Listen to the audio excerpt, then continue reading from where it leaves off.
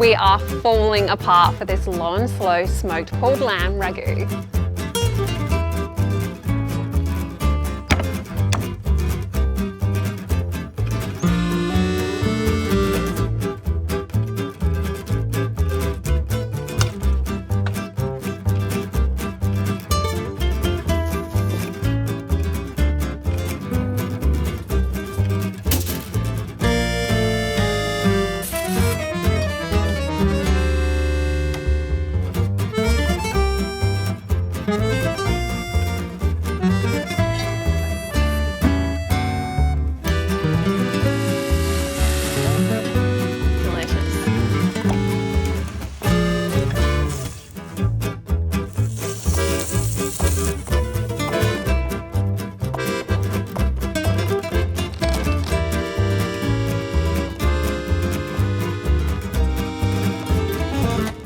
Delicious.